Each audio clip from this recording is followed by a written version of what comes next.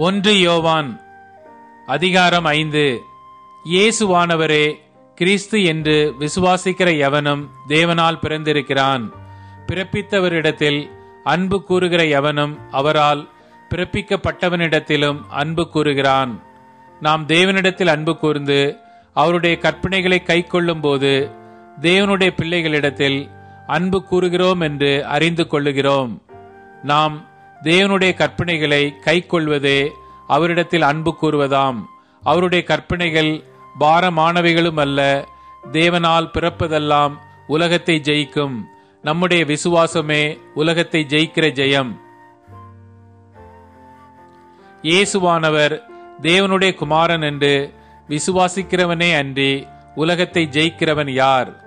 இயேசு கிறிஸ்துவாகிய இவரே ஜலத்தினாலும் இரத்தத்தினாலும் வந்தவர். ஜலத்தினாலே மாத்திரமல்ல, ஜலத்தினாலும் இரத்தத்தினாலும் வந்தவர். ஆவியானவர் சத்தியமாகையால் ஆவியானவரே சாட்சி கொடுக்கிறவர். பரலோகத்திலே சாட்சி இடுகிறவர்கள் மூவர், பிதா, வார்த்தை, பரிசுத்த ஆவி என்பவர்களே. இம்மூவரும் ஒன்றாயிருக்கிறார்கள். பூலோகத்திலே சாட்சி இடுகிறவைகள் 3, ஆவி, ஜலம், இரத்தம் என்பவைகளே. இம்மூன்றும் ஒருமைப்பட்டிருக்கிறது. நாம் மனுஷருடைய சாட்சியை ஏற்றுக்கொண்டால் அதை பார்க்கிலும் தேவனுடைய சாட்சி அதிகமாயிருக்கிறது. தேவன் தமது குமாரனை குறித்து கொடுத்த சாட்சி இதுவே.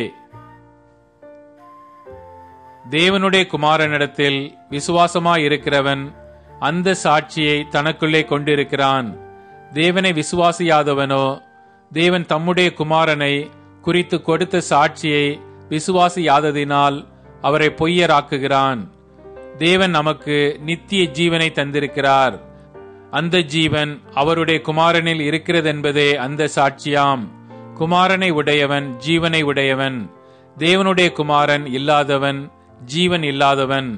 உங்களுக்கு நித்திய ஜீவன் உண்டென்று நீங்கள் அறியவும் தேவ குமாரனுடைய நாமத்தின் மேல் நீங்கள் விசுவாசமாயிருக்கவும் தேவகுமாரனுடைய நாமத்தின் மேல் விசுவாசமாயிருக்கிற உங்களுக்கு இவைகளை எழுதியிருக்கிறேன்.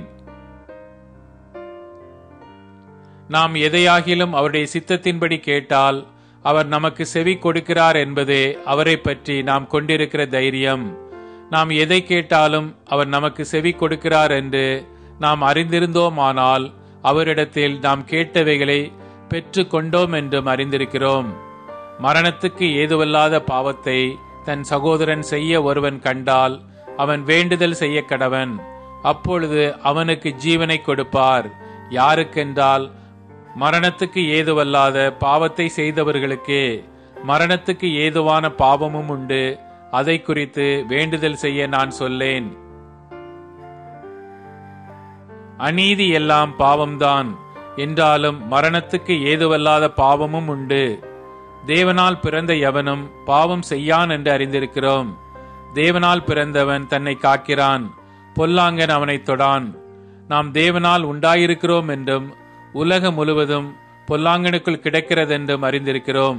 அன்றியும் நாம் சத்தியம் உள்ளவரை அறிந்து கொள்வதற்கு தேவனுடைய குமாரன் வந்து நமக்கு புத்தியை தந்திருக்கிறார் என்றும் அறிவோம்.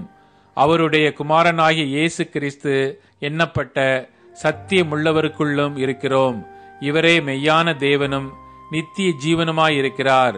பிள்ளைகளே, நீங்கள் விக்கிரகங்களுக்கு விலகி உங்களை காத்துக் கொள்வீர்களாக. ஆமேன்.